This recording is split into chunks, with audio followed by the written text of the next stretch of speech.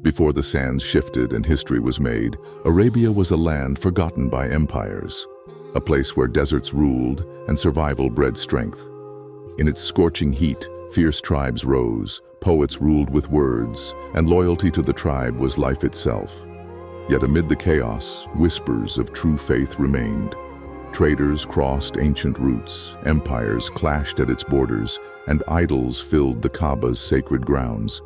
But the world was about to change, with the birth of a man who would shake nations from the heart of Mecca. Around the year 570 CE, in the noble clan of Banu Hashim, a child was born. Muhammad, peace and blessings be upon him. His family belonged to the respected Quraysh tribe, yet Muhammad's life would be anything but easy.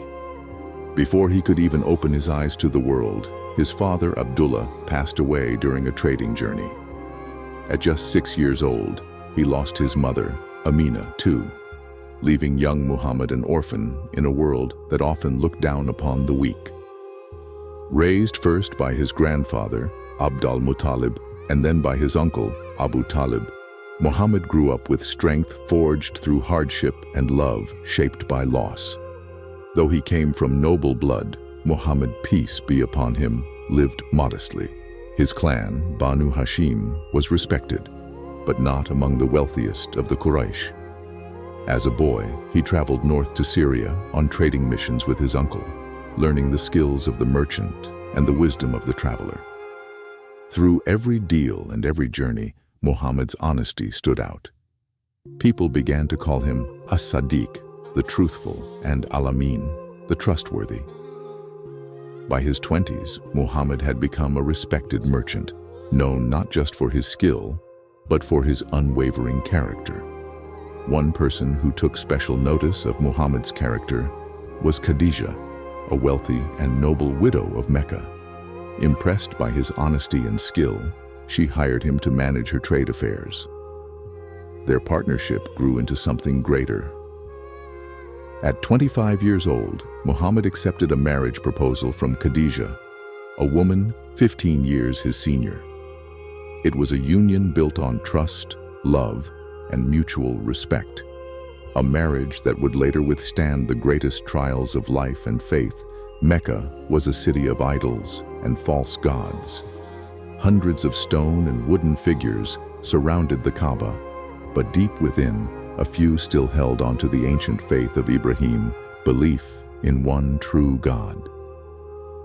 Muhammad was among these few, the Hunafa. He never bowed to idols.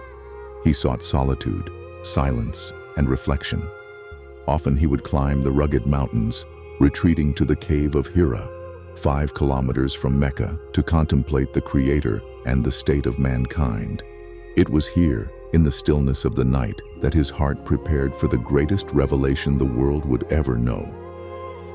In the year 610, on a quiet night inside a small cave outside Mecca, history was about to change forever. Muhammad, peace be upon him, a man known for his honesty and reflection, was meditating in the cave of Hira. Suddenly, an unexpected presence filled the cave. It was the angel Gabriel. Jibril commanded him, "Read." But Muhammad, peace be upon him, replied, "I do not know how." 3 times the command came. 3 times Muhammad, peace be upon him, humbly responded, he could not. Finally, the angel recited the very first verses of the Quran. "Recite in the name of your Lord who created man from a clot. Recite, and your Lord is the most generous, who taught by the pen, taught man what he knew not." Terrified and confused, Muhammad, peace be upon him, rushed home to his wife, Khadija.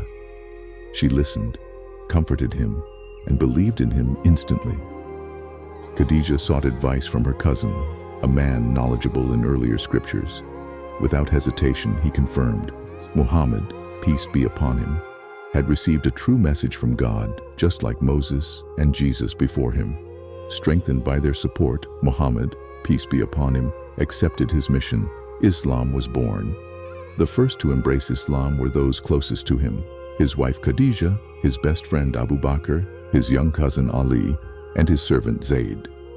But in Mecca, a city filled with hundreds of idols, a message calling for the worship of only one God was dangerous.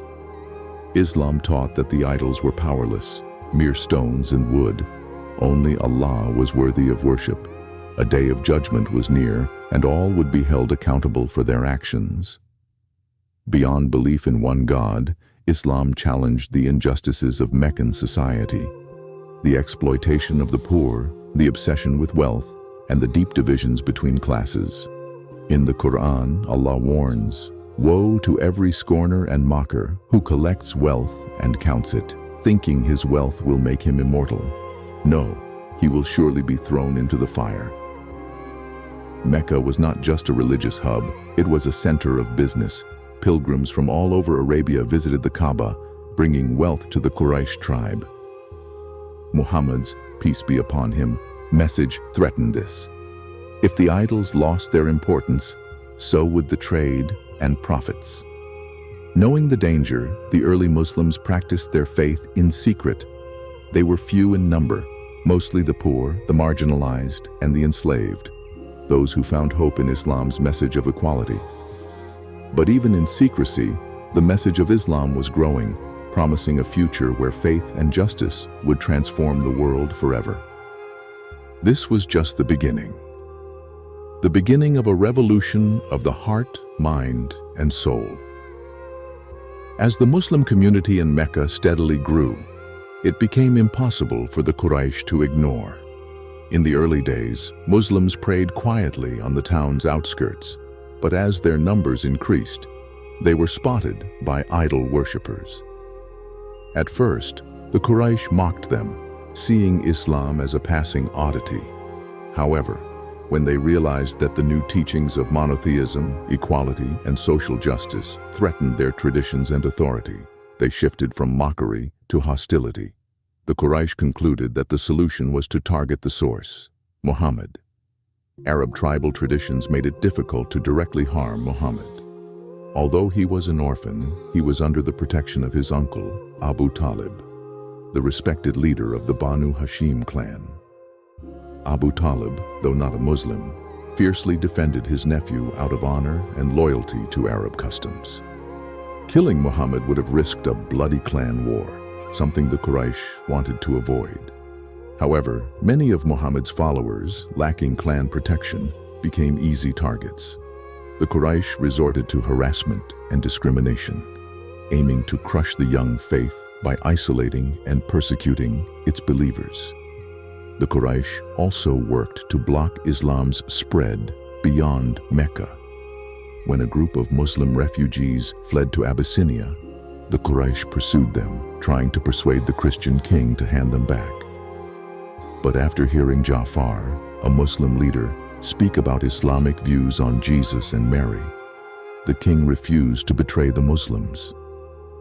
Still, the Quraysh feared that visitors to Mecca might hear Muhammad's message and carry it far and wide, weakening Quraysh's influence across Arabia.